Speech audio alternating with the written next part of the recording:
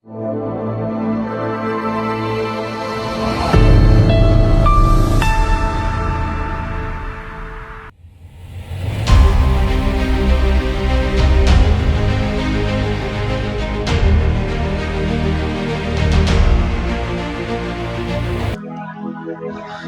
सभी हम चले वचन में, और वचन में जाने से पहले आप अपने कैरेक्टर को तैयार करो। आपके कैरेक्टर को डेवलप करता है परमेश्वर का वचन, आपके चरित्र को बदलता है परमेश्वर का वचन।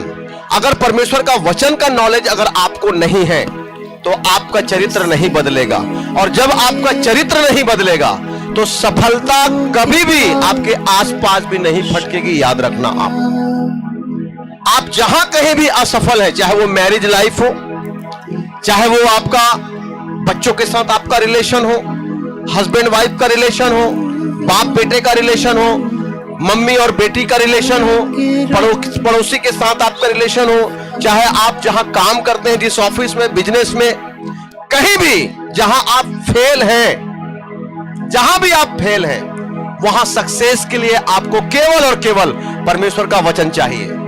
अगर परमेश्वर का वचन आपके लाइफ में एट प्रेजेंट नहीं है, आज नहीं है, उस मौके पर परमेश्वर का वचन अगर आपके लाइफ में नहीं है, जो वचन परमेश्वर ने आपको दिया, आप फेल ही रहोगे। अब्राहम ही क्यों विश्वास का पिता चुना गया? लाखों लोग थे उस समय ऊर नगर में, क्यों परमेश्वर ने अब्राहम को ही चुना कि तू घर से निकल? वाई? क्यों परमेश्वर ने मूसा को ही चुना, जबकि वो तो छोड़ के भाग गया था मिस्र को मर्डर करके? क्यों फिर परमेश्वर उसको पकड़ के कहा कि चल मिस्र में, मैं तेरे द्वारा अपने लोगों को छुड़ाऊंगा, तू चल मिस्र? मूसा ही क्यों? एलिया के 150 चेले थे, सबसे छोटा था एलिसा। एलिसा ही डबल मसा क्यों पाया एलिया का? वाई? 150 चेले थे, सबसे जूनियर था एलिसा। कारण है सैक्रिफाइस, कारण है परमेश्वर के वचन का डीप नॉलेज। आमीन। अब्राहम खोजता था परमेश्वर को। अगर आप ध्यान से देखें तो जो कॉलिंग अब्राहम की थी, परमेश्वर ने उसके बाप को भी बुलाया था।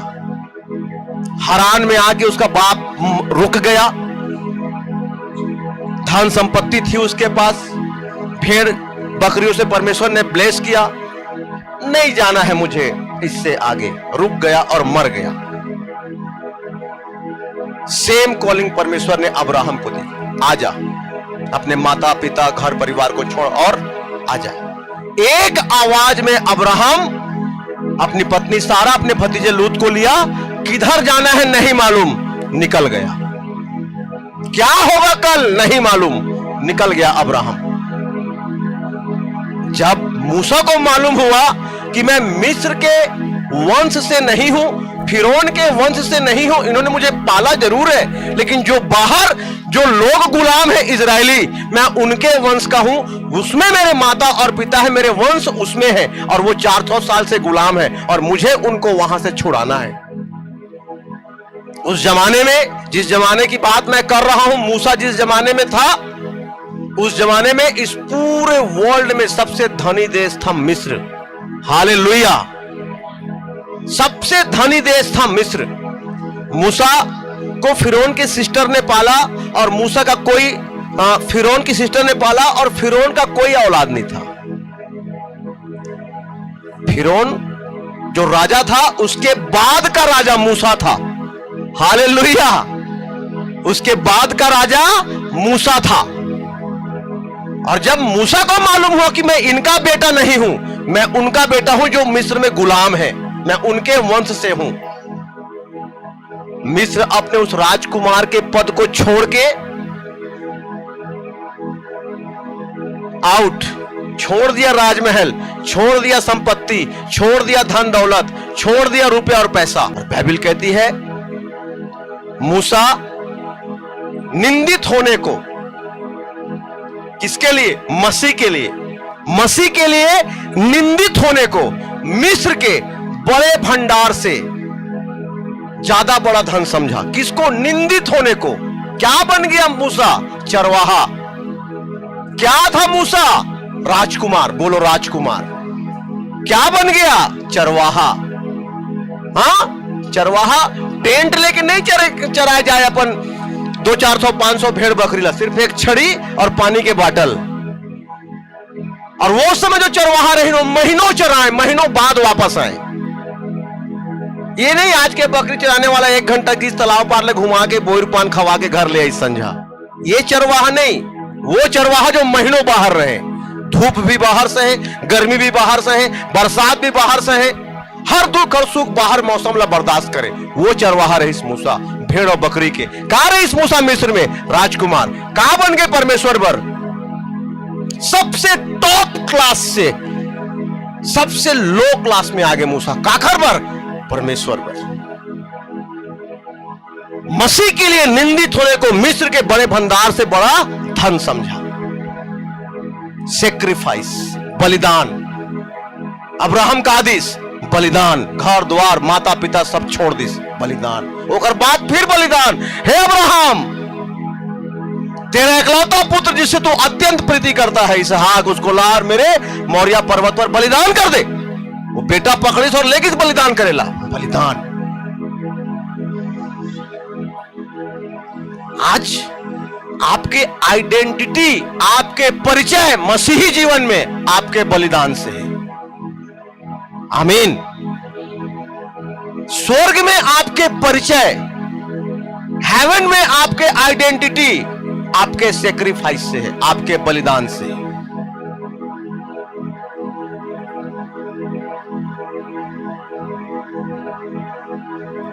बलिदान देने वाला ला परमेश्वर डायरेक्ट पहचानते।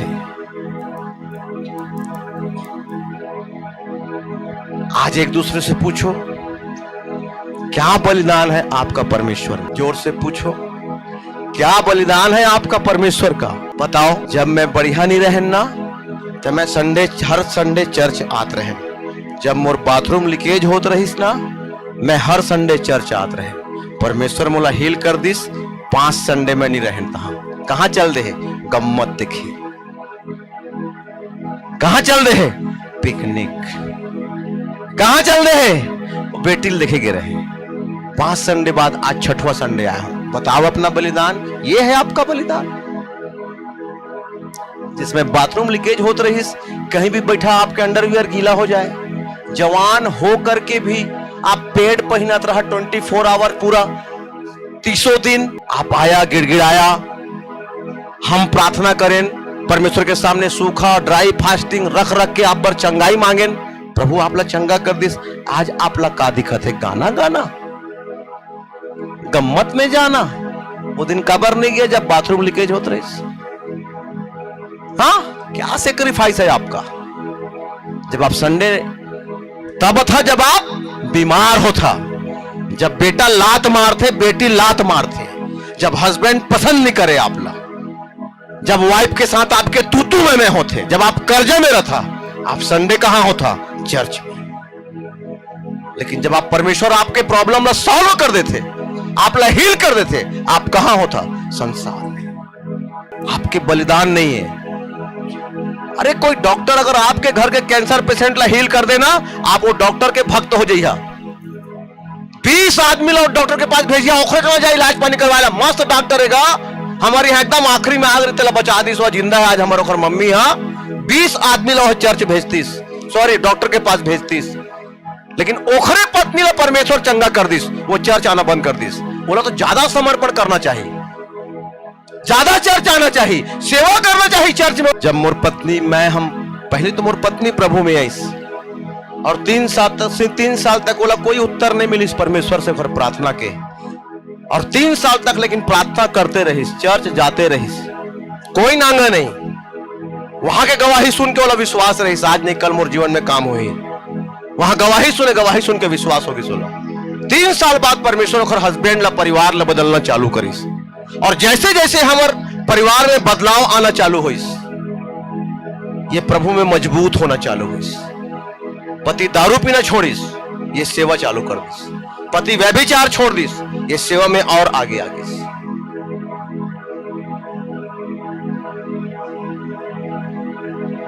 ये महिला अपन एक एक सोना चांदी प्रभु का उतार के बीज बोए हैं। जब देखिस कि मोर परमेश्वर मोर पति ला, मोर घर ला, मोर परिवार ला सुधार के एकदम सॉलिड कर दे है।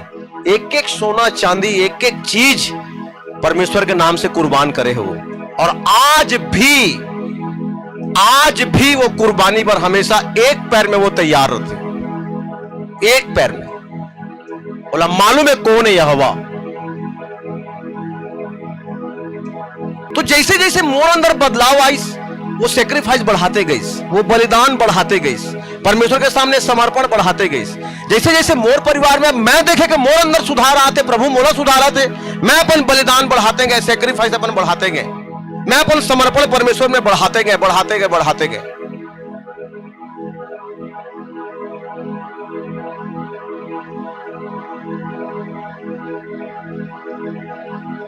जब आप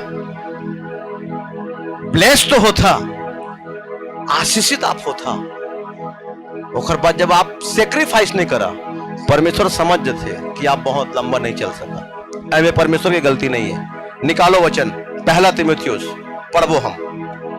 निकालो मेरे साथ पहला तीमुथियुस, लिखो वचन पहला तीमुथियुस 1:18। पहला तीमुथियुस 1:18। दूसरा राजा 3 अध्याय वचन 4 से 27। मत्ती 11:12। फिर से मैं रिपीट करूंगा, एक बार ध्यान से सुनेंगे। पहला तीमुथियुस 1:18। दूसरा राजा अध्याय 3 वचन 4 से 27। मत्ती 11:12। पहला तीमुथियुस 1:18 में लिखा, हे पुत्र तीमुथियुस, उन भविष्यवाणियों के अनुसार जो पहले तेरे विषय में की गई थी, मैं यहां आज्ञा सौंपता हूं कि तू उनके अनुसार अच्छी लड़ाई को लड़ते रह। हालेलुया। एक दूसरे को बोलो, अच्छी लड़ाई को तुझे लड़ना है अपने लिए। जोर से बोलो, अच्छी लड़ाई को तुझे लड़ना है अपने लिए। आमीन। ध्यान से सुनो, परमेश्वर के दास थे पौलुस, और पौलुस अपने स्पिरिचुअल सन, अपने आत्मिक पुत्र, अपने आत्मिक बेटे से कहते हैं। आत्मिक बेटे के और आत्मिक पुत्र के बारे में मैं आपको छोटा सा एक डेफिनेशन दूंगा, एक आप लोगों को एग्जांपल बता रहा हूं, ध्यान से सुनना। आज बाहर बहुत सारे जगहों पे कहते हैं कि तुम किसी को इस धरती पर अपना पिता ना कहना। यस, बहुत सारे पास्टर, बहुत सारे प्रभु के दास, बहुत सारे विश्वासी जब सुनते हैं कि कोई किसी को पापा कहता है, तो वो उसको कहते हैं कि नहीं, देखो परमेश्वर के वचन में लिखा है तुम किसी को अपना पिता ना कहना। हाँ, मत्ती 23:9 में लिखा है कि तुम इस धरती पर किसी को अपना पिता ना कहना। लेकिन मैं आपसे कहना चाहता हूं, अगर इस धरती पर परमेश्वर के दास ने कहा है, प्रभु ने कहा है, यीशु मसीह ने स्वयं कहा है कि तुम किसी को इस धरती पे अपना पिता ना कहना, तो एलीशा क्यों कह रहा था एलिया को, हाय मेरे पिता, हाय मेरे पिता, हाय इजराइल के रथ और सवारों? क्यों एलिया को अपना पिता कह रहा था, बताओ? जब यीशु मसीह ने कहा है कि तुम इस धरती में किसी को अपना पिता ना कहना, तो पौलुस क्यों अपने इस सन को, इस डिसाइपल को, इस चेले को क्यों कहता है, हे पुत्र तीमुथियुस? और एक जगह कहा पौलुस ने कि सुसमाचार सुनाने में मैं तुम्हारा आत्मिक पिता हूं, तुम्हारे पिता बहुत होंगे, लेकिन मैं तुम्हारा आत्मिक पिता हूं। मैं पिता के बारे में आपको डेफिनेशन बताता हूं कि जिस तरह से प्रभु यीशु मसीह ने मत्ती 23:9 में कहा कि पृथ्वी पर किसी को अपना पिता ना कहना, अगर उस वचन को आप ग्रीक बाइबल में, जिसमें सबसे पहला नया नियम का बाइबल जिस भाषा में लिखा गया, ग्रीक बाइबल, बोलो ग्रीक बाइबल, ग्रीक बाइबल में उस वचन को अगर आप पढ़ोगे तो परमेश्वर ने कहा, यीशु मसीह ने कहा कि तुम इस धरती पर किसी को अपना पिता ना कहना। तो पिता वर्ड जो यूज हुआ है ग्रीक बाइबल में, उस वर्ड को हम कहते हैं पाटेर, PATER, पाटेर। और उसका अगर हम इंग्लिश में उसका अनुवाद करें ग्रीक से, तो उसका इंग्लिश में अनुवाद होता है हेवनली फादर। बोलो हेवनली फादर। और हेवनली फादर को अगर हम हिंदी में अनुवाद करें तो उसका मतलब होता है स्वर्गीय पिता। हालेलुया। तो यीशु मसीह ने कहा कि तुम इस धरती में किसी को अपना स्वर्गीय पिता ना कहना, क्योंकि तुम्हारा एक ही स्वर्गीय पिता है और वो स्वर्ग में है, अर्थात परमेश्वर पिता। हालेलुया। यहां पे स्पिरिचुअल फादर के बारे में बात नहीं हुई। आपके इस धरती पर परमेश्वर ने 3 फादर ठहराया। पहला वो जिसने आपको इस धरती पर पैदा किया, शारीरिक पिता। दूसरा वो जो आपका आत्मिक पिता है, और तीसरा वो जो आपका स्वर्गीय पिता है। हालेलुया। अब बहुत सारे मन यही बात बोलते हैं कि तुम, यीशु मसीह बोले इस धरती में तुम किसी को पिता ना कहना। ठीक है, यीशु मसीह बोले इस धरती में तुम किसी को पिता ना कहना, तो तुम अपने बाप को बाप क्यों कहते हो? तुम उनको पिता मत कहो, ब्रदर कहो। अपने बाप को, अपने पापा को ब्रदर कहो। उठा के चप्पल मारी, बाप तो समझ में आ जाए वो ब्रदर है कि बाप है। हालेलुया। तो इस धरती पर आपका एक शारीरिक पिता है जिसने आपको इस धरती में पैदा किया। इस आत्मिक दुनिया में आपका एक आत्मिक पिता है जिसने आपके आत्मा का, जो आपका आत्मिक पिता है, जो आपको टीच करता है, शिक्षा देता है, मसीह का। और तीसरा आपका स्वर्गीय पिता है। तो जो वचन में लिखा ना कि तुम इस धरती में किसी को पिता ना कहना, ग्रीक वर्ड में वहां पे लिखा है हेवनली फादर ना कहना, क्योंकि तुम्हारा एक ही हेवनली फादर है, एक ही स्वर्गीय पिता है जो स्वर्ग में है। आमीन। तारीफ करो जोर से परमेश्वर की महिमा के लिए। तो पहला तीमुथियुस 1 अध्याय वचन 18 में पौलुस कहता है, हे पुत्र तीमुथियुस, उन भविष्यवाणियों के अनुसार जो पहले तेरे विषय में की गई थी, मैं यह आज्ञा सौंपता हूं कि तू उनके अनुसार अच्छी लड़ाई को लड़ते रह। पौलुस ने क्या सौंपा? आज्ञा। क्या? आज्ञा। इच्छा नहीं, मर्जी नहीं, सलाह नहीं। पौलुस ने सलाह नहीं दिया, अपनी इच्छा प्रकट नहीं की। पौलुस ने कहा मैं तुझे आज्ञा देता हूं। आज्ञा आप नहीं काट सकते, आप मर्जी को काट सकते हैं, आप उनकी सलाह को नहीं मान सकते हैं, लेकिन आप आज्ञा को नहीं काट सकते। तीमुथियुस के लिए जो भविष्यवाणी हुई थी, उस भविष्यवाणी को पूरा करने के लिए, पूरा होने के लिए पौलुस कहता है अच्छी लड़ाई को लड़। इसका मतलब बाइबल की जो भविष्यवाणी आपके विषय में है, उस भविष्यवाणी को पूरा करने के लिए आपको भी एक अच्छी लड़ाई लड़नी होगी। वो लड़ाई पहले विश्वास की, वो लड़ाई दूसरे कर्म की, वो लड़ाई तीसरी चरित्र की। आमीन। अगर ये लड़ाई आप लड़ेंगे, पहला विश्वास की लड़ाई, दूसरा कर्म की लड़ाई, तीसरा चरित्र की लड़ाई। आप ध्यान से सुनेंगे आज का वचन। तो जब परमेश्वर ने आपको मसीही होने के लिए चुना, आपका बपतिस्मा हुआ, आपने प्रभु को जीवन दे दिया, अब आप एक मसीही कहलाते हैं। सारी बातें बीत गई, अब सब बातें नहीं हो गई हैं। अब आप एक मसीही व्यक्ति कहलाते हैं, आप एक आत्मिक व्यक्ति कहलाते हैं। आप शारीरिक व्यक्ति नहीं है, आप एक आत्मिक व्यक्ति हैं। बोलो मैं आत्मिक हूं। हालेलुया। और आत्मिक व्यक्तियों के लिए परमेश्वर ने एक असाइनमेंट रखा। असाइनमेंट मतलब एक होमवर्क, जो स्कूल के गुरु जीवन आपके बच्चे लेते ना, होमवर्क। बोलो होमवर्क। ये होमवर्क आपको परमेश्वर ने दिया, कुछ असाइनमेंट परमेश्वर ने आपको दिया। जब उस असाइनमेंट को आप पूरा नहीं करते, आप फेल मसीही कहलाते हो, आप असफल मसीही कहलाते हो।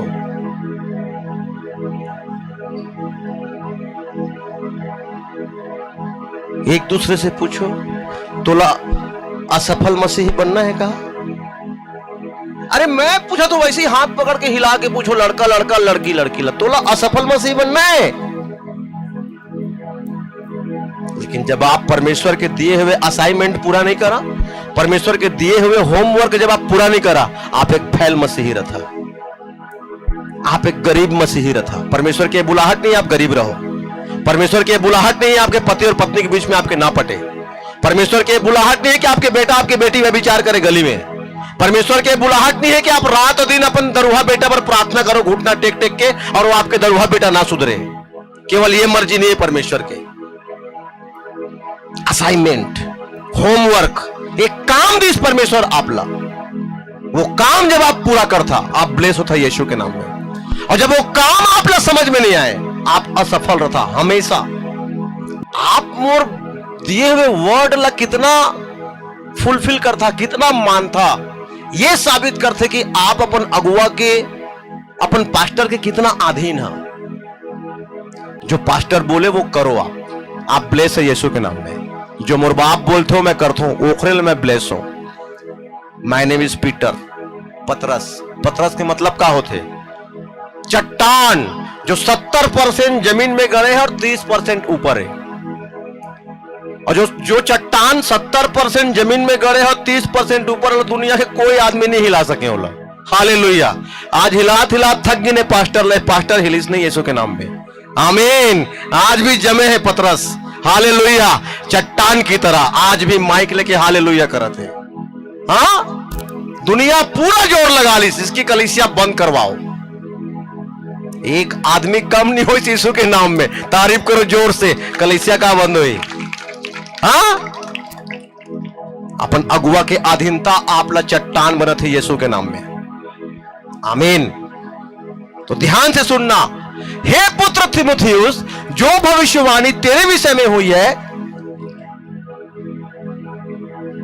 मैं यह आज्ञा सौंपता हूं कि तू उनके अनुसार अच्छी लड़ाई को लड़ते रहा। ये क्रिश्चियन लाइफ आपकी एक लड़ाई है। आमीन। बाइबल के भविष्यवाणी जो आपके विषय में हो है, मेरे कोड़े खाने से तुम चंगे हो चुके हो, ये आप पर एक लड़ाई है। आप रात में दारू पिए रहा और सुबह आप प्रभु भोज ले आया, और आपका टीवी की बीमारी है और आप प्रभु भोज लेके कहा था कि मैं चंगा हो जाऊं। आप रात में दारू पी के सुबह प्रभु भोज लेके आप चंगा नहीं हो सका। रात दिन पति की चुगली मैके में करे के बाद आप कथा कि मोर पति मोर से प्यार करे, आपके पति आपने आपकी तरफ देखे भी नहीं। आप कतका खूबसूरत था, वो पति पर कोई माने नहीं रखे, वो पति पर कोई माने नहीं रखे। आप कितना खूबसूरत था, पति पर केवल एक चीज माने रखते कि ये औरत मोर कितना इज्जत करते। पति इज्जत के भूखे होते, औरत प्यार के। जब पत्नी ने समझ में नहीं आया कि मोर पति इज्जत के भूखे है, जब जब मैं अगर विरोध करूं यही फील हो ही कि हम और इज्जत नहीं करें। आत्मिक जीवन एक लड़ाई है। बाइबल के प्रोफेसी जो आप बर हुए हैं ओखर पर आप फाइट करना पड़ी। बिना फाइट करे बाइबल के कोई भी प्रोफेसी, कोई भी भविष्यवाणी आपके लाइफ में पूरा नहीं हुए। परमेश्वर कदी सापला कि मैं तेरे हाथों को देने वाला बनाऊंगा, मांगने वाला नहीं। तो बहुतेरी जातियों को उधार देगा, तुझे किसी से उधार लेना नहीं पड़ेगा। जब तक आप परमेश्वर ला अपन कमाई के 10वां हिस्सा दिया नहीं, ये वचन आपके लाइफ में कभी पूरा नहीं हुए। परमेश्वर आप लोग कहीं से अपन माता पिता के आदर कर, इज्जत कर। इसके साथ प्रतिज्ञा भी जुड़ी हुई है कि तू कुशल से रहेगा और बहुत दिन तक जिंदा रहेगा। लंबा लाइफ जीना है, माता और पिता के आदर करो, इज्जत करो माता और पिता के। बिना माता और पिता के इज्जत किए, आदर किए आप लंबा जीवन, घिसट के नहीं, स्वस्थ जीवन आप नहीं जी सका। आप कितना प्रार्थना कर लो, लेडीज कितना प्रार्थना कर लो, अगर आप अपन पति के अधीन नहीं है, आपके प्रार्थना के उत्तर कभी नहीं आए। आप गोटी रख के कर लो प्रार्थना, सर पटक दो, फोड़ दो, जीभ काट के चढ़ा दो, आप सकल कर्म कर लो। अगर आप अपन पति के अधीन नहीं है, आपके प्रार्थना के उत्तर परमेश्वर कभी नहीं दे। और आप अगर अपन पत्नी से अपन देह के समान प्यार नहीं करा, तो आपके प्रार्थना के उत्तर आप लोग परमेश्वर कभी नहीं दे। अगर आप अपन पत्नी के साथ वफादार नहीं था, कलीसिया आधा चप्पल घिस घिस के पूरा कागज का पतला हो जाए, लेकिन अपन प्रार्थना के उत्तर नहीं पावा आप। अगर आप अपन पत्नी ला अपन देह के समान प्यार नहीं करा। हालेलुया। आप मेरे साथ निकाल लीजिए दूसरा राजा 3 अध्याय। ध्यान से सुनना आज के वचन को। दूसरा राजा 3 अध्याय वचन 4 से। मोआब का राजा मेसा बहुत सी भेड़ बकरियां रखता था और इजराइल के राजा को 1 लाख बच्चे और 1 लाख मेढ़ों का ऊन कर की रीति से दिया करता था। जब अहाब मर गया तब मोआब के राजा ने इजराइल के राजा से बलवा किया। उस समय राजा यहोराम ने सोमरोन से निकलकर सारे इजराइल की गिनती ली। तब उसने जाकर यहूदा के राजा यहोशापात के पास यूं कहला भेजा, मोआब के राजा ने मुझसे बलवा किया है, क्या तू मेरे संग मोआब से लड़ने को चलेगा? उसने कहा, हां मैं चलूंगा।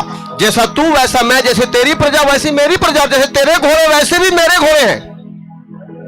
फिर उसने पूछा हम किस मार्ग से जाएं? उसने उत्तर दिया एदोम के जंगल से होकर। तब इजराइल का राजा और यहूदा का राजा और एदोम का राजा चले, और जब 7 दिन तक घूमकर चल चुके तब सेना और उसके पीछे पीछे चलने वाले पशुओं के लिए कुछ पानी ना मिला। तब इजराइल के राजा ने कहा हाय यहोवा ने इन 3 राजाओं को इसलिए इकट्ठा किया कि उनको मोआब के हाथ में कर दे। परंतु यहोशापात ने कहा क्या यहां यहोवा का कोई नबी नहीं है जिसके द्वारा हम यहोवा से पूछे? इजराइल के राजा के किसी कर्मचारी ने उत्तर देकर कहा हां, शापात का पुत्र एलीसा जो एलिया के हाथों को धुलाया करता था वह यहां है। तब यहोशापात ने कहा उसके पास यहोवा का वचन पहुंचा करता है। तब इजराइल का राजा और यहोशापात और एदोम का राजा उसके पास गए। तब एलीसा ने इजराइल के राजा से कहा मेरा तुझसे क्या काम? अपने पिता के भविष्यद्वक्ताओं और अपनी माता के नबियों के पास जा। इजराइल के राजा ने उससे कहा ऐसा ना कहा, क्योंकि यहोवा ने इन 3 राजाओं को इसलिए इकट्ठा किया है कि इनको मोआब के हाथ में कर दे। एलीसा ने कहा सेनाओं का यहोवा जिसके सम्मुख में उपस्थित रहा करता हूं उसके जीवन की शपथ, यदि मैं यहूदा के राजा यहोशापात का आदर मान न करता तो मैं ना तो तेरी ओर मुंह करता और ना तुझ पर दृष्टि करता। पर अब किसी बजाने वालों को मेरे पास ले आओ। जब बजाने वाला बजाने लगा तब यहोवा की शक्ति एलीशा पर हुई। उसने कहा इस नाले में तुम लोग इतना खोदो कि इसमें गड्ढे ही गड्ढे हो जाएं, क्योंकि यहोवा यूं कहता है तुम्हारे सामने न तो वायु चलेगी न वर्षा होगी, तो भी यह नाला पानी से भर जाएगा और अपने गाय बैल और पशुओं समेत तुम पीने पाओगे। और यह यहोवा की दृष्टि में छोटी सी बात है। यहोवा मोआब को भी तुम्हारे हाथ में कर देगा। तब तुम सब गढ़ वाले और उत्तम नगरों को नष्ट करना, तब सब अच्छे वृक्षों को काट डालना और जल के सब सोतों को भर देना और सब अच्छे अच्छे खेतों में पत्थर फेंक कर उन्हें बिगाड़ देना। सवेरे अन्न बलि चढ़ाने के समय एदोम की ओर से जल बह आया और देश जल से भर गया। यह सुनकर कि राजाओं ने हमसे युद्ध करने के लिए चढ़ाई की है, जितने मोआबी की अवस्था हथियार बांधने योग्य थी वो सब बुलाकर इकट्ठे किए गए और सीमा पर खड़े हुए। सवेरे जब वे उठे उसमें सूर्य की किरणें उस जल पर ऐसी पड़ी कि वह मोआबियों को सामने की ओर से लहू सा लाल दिखाई पड़ा। तो वे कहने लगे वह तो लहू होगा। निस्संदेह वे राजा एक दूसरे को मारकर नष्ट हो गए हैं, इसलिए अब हे मोआबियों लूट लेने को जाओ। और जब वे इजराइल की छावनी के पास आए ही थे कि इजरायली उठकर मोआबियों को मारने लगे और वे उनके सामने से भाग गए। वे मोआब को मारते मारते उनके देश में पहुंच गए और उन्होंने नगरों को ढा दिया और सब अच्छे खेतों में एक एक पुरुष ने अपना अपना पत्थर डालकर उन्हें भर दिया और जल के सब सोतों को भर दिया और सब अच्छे वृक्षों को काट डाला। यहां तक कि किरेसरेत के पत्थर तो रह गए, परंतु उसको भी चारों ओर गोफन चलाने वालों ने जाकर मारा। यह देखकर कि हम युद्ध में हार चले, मोआब के राजा ने 700 तलवार रखने वाले पुरुष संग लेकर एदोम के राजा तक पांति चीरकर पहुंचने का यत्न किया, परंतु ना पहुंच सका। तब उसने अपने जेठे पुत्र को जो उसके स्थान में राज्य करने वाला था पकड़कर शहरपनाह पर होम बलि चढ़ाया। इस कारण इजराइल पर बड़ा ही प्रकोप हुआ, इसलिए वे इसे छोड़कर अपने देश को लौट गए। सब बोलो आमीन। ध्यान से सुनना, मोआब का राजा मेसा बहुत सी भेड़ बकरियां रखता था और इजराइल का जो एक राजा था अहाब राजा बहुत ही खतरनाक मूर्ति पूजा करने वाला राजा था। और मोआब का राजा अहाब राजा को कर की रीति से बहुत सारा भेड़ बकरी का ऊन कतर के दिया करता था। जब अहाब राजा मर गया तो उसका बेटा राजा बना उसकी जगह पर। तो मोआब के राजा ने सुना कि अब अहाब मर गया है, तो वो अपना टैक्स देना बंद कर दिया, अपना कर देना बंद कर दिया। तो अहाब का बेटा ये विचार किया कि जब तक मेरा बाप जिंदा था ये मुझे टैक्स देता था, अब मेरा बाप मर गया तो ये मुझे टैक्स नहीं दे रहा है। तो उसने यहूदा के राजा और एदोम के राजा से बातचीत किया कि जब तक मेरा बाप जिंदा था मोआब का राजा मुझे टैक्स दे रहा था, मोआब की बात जब जब आए तब आप मान लेना कि वो व्यक्ति जो शैतान की पूजा करते हैं, मोआबी, क्योंकि उनकी पैदाइश पाप से हुई थी। हालेलुया। तो अहाब का बेटा यहूदा के राजा और एदोम के राजा से बातचीत किया कि हम उस पर आक्रमण करेंगे, उस पर हमला करेंगे और उस राज्य को, मोआब राज्य को लूट लेंगे, तुम दोनों मुझे साथ दो। तो वो दोनों राजा बोले कि जितना सैनिक तू लेके जाएगा उतना सैनिक हम भी लेके जाएंगे, हम तेरे साथ हैं। अब इनकी ताकत 3 गुना हो गई। कितनी गुना? 3 गुना, 3 राजा मिल गए। अगर इसके पास 5000 सैनिक है तो उसके पास भी 5000 सैनिक, इसके पास भी 5000 सैनिक। इन तीनों की सैनिक की संख्या कितनी हो गई? 15000 सैनिक। अब 15000 सैनिक लेके मोआब के ऊपर आक्रमण करने के लिए ये तीनों राजा निकल पड़े और मोआब देश के सामने इन्होंने अपना सेना खड़ा किया और उनको ललकारना चालू किया। प्यास लगी, पानी नहीं थी बाहर। कुछ सैनिक घोड़े से गए थे, कुछ सैनिक हाथी से, कुछ ऊंट से और कुछ पैदल। सब प्यास में छटपटाने लगे। आपस में उन्होंने विचार किया कि यहां पानी है नहीं, हम युद्ध नहीं लड़ पाएंगे, हम मर जाएंगे प्यास से और भूख से, लड़ेंगे कहां से? तो एक राजा, यहूदा का राजा यहोशापात कहता है यहां एक परमेश्वर का दास रहता है पास में, उसको हम बुला लेते हैं। आज तक जितनी भविष्यवाणी उसने की है सारी भविष्यवाणी उसकी पूरी हुई है। उसका नाम एलीजा है, जिसका एलिया का दुगुना नशा उस पर आया हुआ है। तो दोनों राजा तैयार हुए, एलीसा को बुला के लेके आए। एलीसा जब आया तो इन तीनों राजा से बातचीत किया। तीनों राजा से बातचीत करने के बाद उसने कहा किसी बजाने वाले को बुला करके लेके आओ। जब बजाने वाले को बुला करके लेके आए, परमेश्वर का आत्मा एलीसा के ऊपर उतरा और एलीसा ने कहा कि तुमको जो प्यास लग रही है ना, तुम चिंता मत करो, परमेश्वर तुम्हारे साथ है। इधर तुम गड्ढा खोदना चालू करो। जब गड्ढा खोदना तुम चालू करोगे तो ना हवा चलेगी ना बारिश होगी, फिर भी ये गड्ढा भर जाएगा और तुम्हारे भेड़ बकरी सब पी के तुम सब तृप्त हो जाओगे। अब फिर पूछते हैं तो बता कि क्या हम मोआब पर आक्रमण करें, हम जीत जाएंगे? तो एलीसा ने कहा हां, परमेश्वर तुमको मोआब पर जय देगा, मोआब को भी तुम लड़ के जीत लोगे और लूट लोगे। परमेश्वर मोआब को तुम्हारे हाथ में कर देगा, डोंट वरी। गड्ढा खोदना शुरू हुआ, गड्ढा खोदे, भविष्यवाणी पूरी हुई। ना बारिश हुई ना हवा चली और गड्ढा कई किलोमीटर तक पानी से भर गया। लंबा गड्ढा खोदे वो और पी के सब खा पी के बढ़िया रात में आराम किए कि परमेश्वर का दास भविष्यवाणी किया है कि मोआब को भी हमारे हाथ में वो कर देगा परमेश्वर। और एक भविष्यवाणी पूरी हुई है कि इस रेगिस्तान में हमने गड्ढा खोदा तो रेगिस्तान में हमको भरपेट पानी मिल गया है। इसका मतलब दूसरी भविष्यवाणी भी पूरी होगी। और खा पी के रात में सो गए, सुबह आक्रमण करेंगे। जब सुबह मोआबी उठे, पहले इनसे पहले उठे मोआबी, तो देखे कि एक सेना छावनी डाले हुए बॉर्डर में बैठी हुई है, लेकिन सेना के सामने लहू दिख रहा है, लाल लहू, खून, ब्लड, पूरा रेगिस्तान उनके सामने।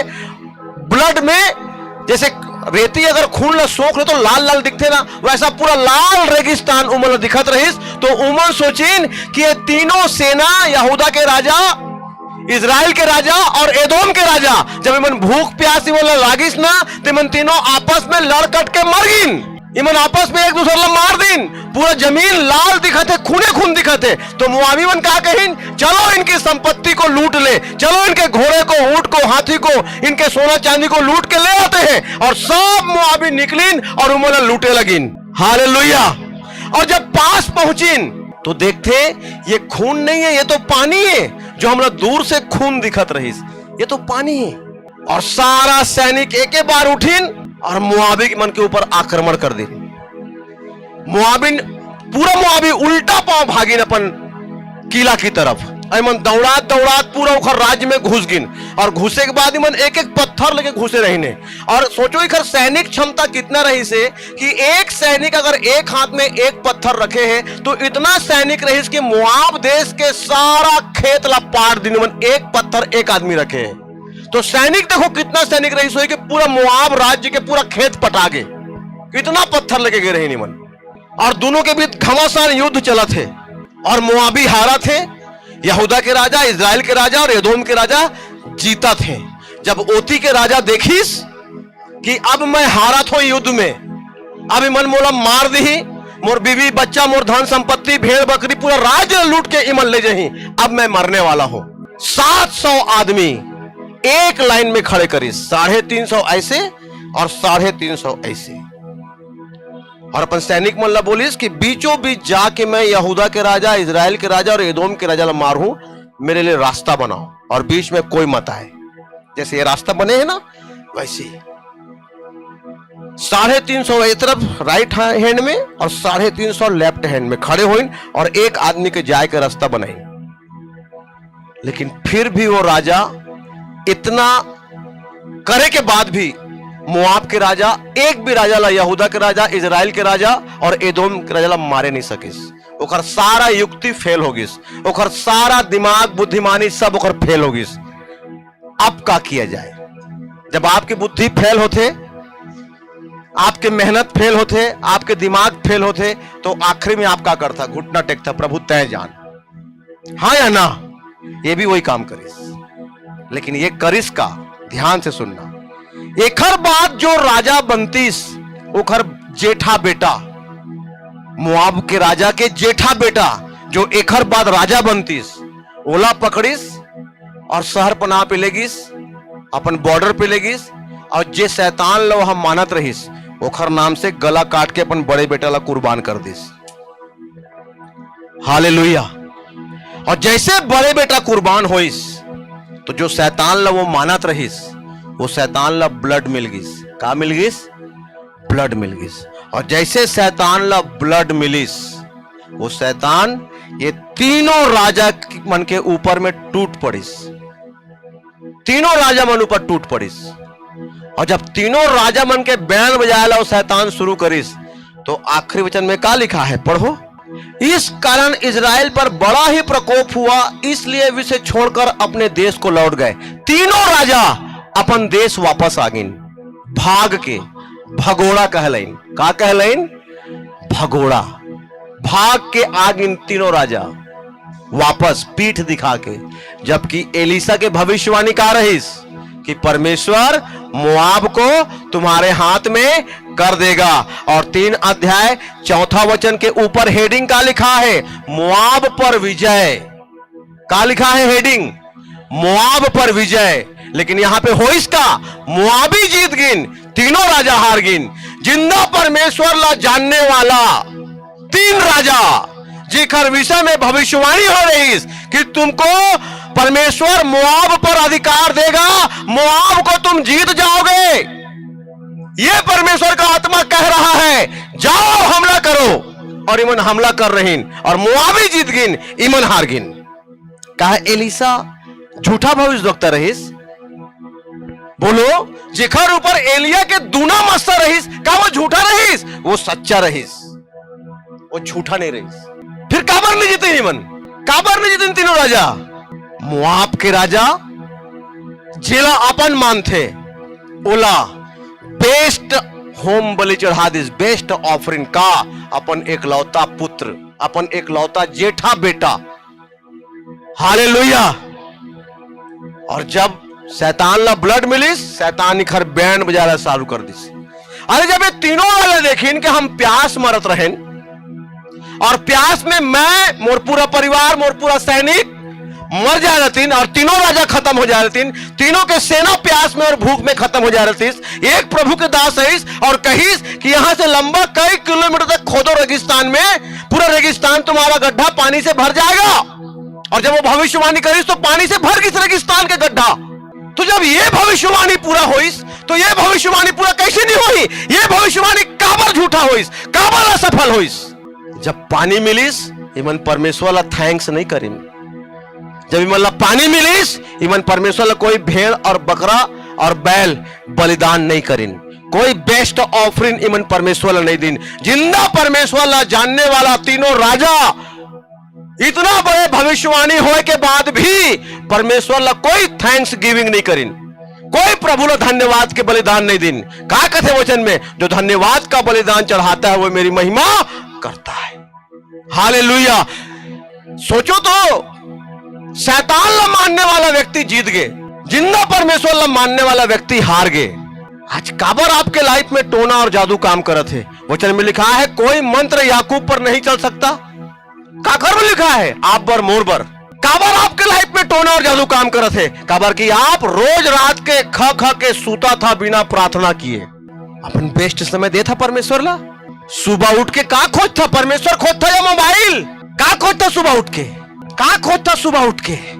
बाइबिल खोज था, मोबाइल खोज था, परमेश्वर खोज था, मोबाइल। नींद खुलते तो ऐसे टमड़ था पहले ऐसे थोकन अगर वो मोबाइल है तो क्या एती होती तो हो गया झकना के उठता कहाँ मोबाइल था व्हाट्सएप काखर काखर मैसेज आए है फेसबुक कौन कौन कमेंट करे हैं काका ये दुनिया का चोचला जब आप देख लेता और बाद आप बिस्तर से उठता उठते साथ का खोज है आप मोबाइल हाँ रात के आप 2 घंटा प्रार्थना नहीं कर सका खाना खाए के बाद 2 घंटा आप लेकिन फेसबुक चला था हाँ 2 घंटा व्हाट्सएप चला था 2 घंटा आप दोस्त मन से फोन में बातचीत करता टहले जैसा पचरी के पास बैठ के लेक्चर मारता तालाब में लेकिन वो 2 घंटा आप 1 घंटा बाइबल के वचन में और 1 घंटा प्रार्थना में आप नहीं बितावा आप बेस्ट नहीं देवा परमेश्वर ला ओखेले आपके हाल यहूदा के राजा यरूशलेम के राजा और एदोम के राजा जैसे है जिंदा परमेश्वर ला जाने के बाद भी आज भिखारी जैसे स्थिति है काबर 10वां अंश परमेश्वर ला नहीं देना है कमाई के प्रभु ला भेंट देना नहीं प्रभु से प्रार्थना करना नहीं रात के सूतना मझनिया सूतना बिहनिया सूतना का करिस मुंह आपके राजा शैतान ला जानने वाला व्यक्ति अपन एकलौता बेटा अपन जेठा बेटा कुर्बान कर this best offering they this परमेश्वर ला बेस्ट ऑफरिंग ये तीनों राजा के सैनिक भूख और प्यास में मरत रहेंगे जब प्रभु के दास आके कहिस कि परमेश्वर तुम ला पानी दी खाना दी और एदोम मोआब ला भी तुम्हारे हाथ में कर दी का भेंट चढ़े मन परमेश्वर ला देखो कोई भेंट बलिदान हो वहां पे कोई बैल बलिदान हो वहां पे परमेश्वर ला कोई भेंट और कोई बलिदान ईमन नहीं दिन का बलिदान है आपके मसीह में आके बाद का बलिदान है आपके का भेंट लेके आता संडे आप का बलिदान है आपके परमेश्वर के राज्य में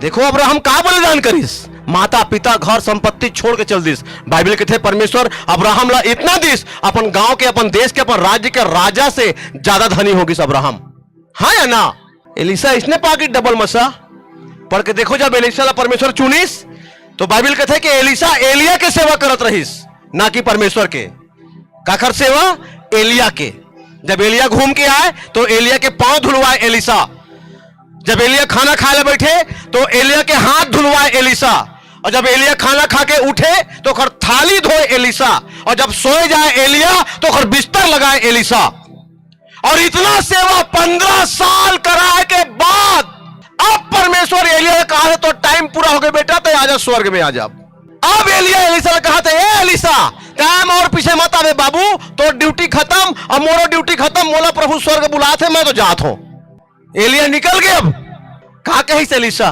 तेरे शपथ तेरे जीवन की शपथ और तेरे परमेश्वर के जीवन की शपथ आज मैं तेरा पीछा नहीं छोड़ूंगा ए एलिसा मेरे पीछे मत आ यहोवा मुझे बेतेल को भेजता है नहीं मैं आऊंगा तेरे पीछे ए एलिसा मेरे पीछे मत आ क्योंकि यहोवा मुझे गिलगाल को भेजता है नहीं मैं आऊंगा तेरे पीछे पीछे पीछे पीछे पीछे गिलगाल पहुंच गए ए एलिसा मेरे पीछे मत आ परमेश्वर मुझे यर्दन के पार भेजता है नहीं मैं आऊंगा तेरे पीछे आज ही वो समय है जब मैं तो दुना अभिषेक ला पहूं 150 चेला रहीन एलिया के गिलगाल में 50 बेतेल में 50 यर्दन के पास 50 प्रोफेटिक स्कूल चलाए एलिया 150 चेला और सबसे जूनियर चेला रही एलिसा कोई चेला एलिया के पीछे नहीं गिस ओखर दुत्कार ओखर डांट सुन के अभिषिक्त व्यक्ति हमेशा कड़ा रही ओखर व्यवहार याद रखिए ये बात जो अभिषिक्त व्यक्ति रही वो टाइट रही नम्र नहीं है पास्टर नम्र नहीं है तुम मनावा था आइए जय मसीह ऐसने करो मैं तो नम्र हो जय मसीह की दीदी मैं नम्र हूं अच्छे हो बच्चे अच्छे हैं तो रात के खा के मैं सूतो भले और शैतान तो हर बैंड बजाए वो ठीक है लेकिन रात भर में जाग के अनॉइंटिंग से भर के जब तुम्हार गलती तुम्हारे मुंह में बताओ यूहन्ना की तरह तो तुम्हारा बुरा लगते पास्टर नम्र नहीं है जे पास्टर के लाइफ में परमेश्वर के अभिषेक रही ना वो टाइट रही व्यवहार में कड़ा रही वो जल्दी तुम्हारे हाथ नहीं आए वो बुलात घर बुलात थक जाइए कूद कूद के तुम्हारे घर नहीं जाए अभिषिक्त व्यक्ति जल्दी हाथ नहीं आए जब आप ला बेस्ट देना नहीं आए परमेश्वर ला तो परमेश्वर भी आप ला बेस्ट नहीं दे जब आप बेस्ट नहीं देवा परमेश्वर ला वो भी आप ला बेस्ट नहीं दे आप जो परमेश्वर ला देता वही आप ला वो देते आप जितना इज्जत पास्टर के करता उतना ही इज्जत परमेश्वर आपके करते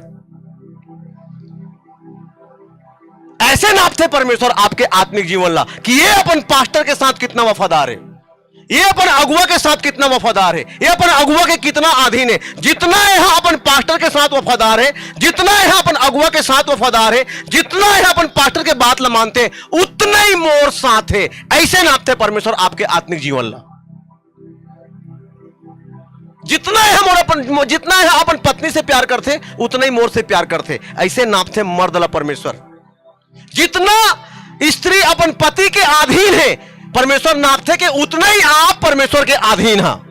अगर आप अपन घर में अपन पति के ऊपर हावी होता, ओकर छाती में चढ़ता, पैर रखता, माने ओकर आवाज ला आप दबाता, ओकर आवाज घर में चले नहीं देवे आप, ओकर बात घर में पूरा नहीं हो देवे आप, तुरंत बात काटता, तो परमेश्वर भी इसने आप ला नापते कि तय मोर साथ यही करत हस जो तय अपन पति के साथ करत हस। ओखरे ले आज औरत के ऊपर दुष्ट आत्मा के अटैक ज्यादा होते, काबर की औरत अपन पति के आधीन नहीं रहे, पति ला दबा के रखना चाहते हर बात में। तेका जानबे, तेका जानबे का बेस्ट गिविंग है आपके परमेश्वर बर। का दे था आप प्रभु ला, का दिन तीनों राजा प्रभु ला। भेड़ बकरी के कमी नहीं रही सिकर पास, बैल के कमी नहीं रही सिकर पास, का दिन मन कुछ नहीं, हार गई। भविष्यवाणी कौन करीस? एलिया के चेला देखल पर एलिया के दूना अभिषेक रहीस, वो भविष्यवाणी करीस। परमेश्वर के दास के भविष्यवाणी फेल हो गई घर पर, काबर कंजूसी कुछ नहीं दिन परमेश्वर ला। प्रभु ना मन ला जांच थे तो मन कर्म से दिखते, प्रभु ना मन ला जांच थे, मन कर्म से दिखते। का से दिखते? कर्म से। जो मन में होगा वही मुंह में बाहर आएगा। बेस्ट दो परमेश्वर को। शैतान आपके परिवार में बेस्ट शॉट मारा थे। बेटी मिर्गी के पेशेंट, बेटा व्यभिचारी, बेटी भाग्य, बीवी पसंद नहीं करे, आदमी दारू पी के फेंका है। शैतान बेस्ट शॉट मारा थे आपके परिवार ला। रोज थप्पड़े थप्पड़ अलथे कलथी झाड़ा थे, अब आप ख ख के सूता था। रखो ड्राई फास्टिंग, रात में दिन भर करो काम धाम, मेहमान है, बच्चा है, परिवार है, ठीक है, निपटाओ, करो करो। रात में फिर उपवास और प्रार्थना। पिछले याद तो करके बताओ, सबसे आखिरी होल नाइट प्रेयर तुमन कब करे हा? बताओ, पूरे रात प्रार्थना पिछले बार कौन दिन करे हा तुमन? कोई याद नहीं है, कोई याद नहीं है। हम पूरा रात प्रार्थना के रूम में बिताए के बाद हम यहां अथन। हम लोग ये अधिकार नहीं है कि हम रात में ना जागी और यहां पुलपिट में आ जाइए।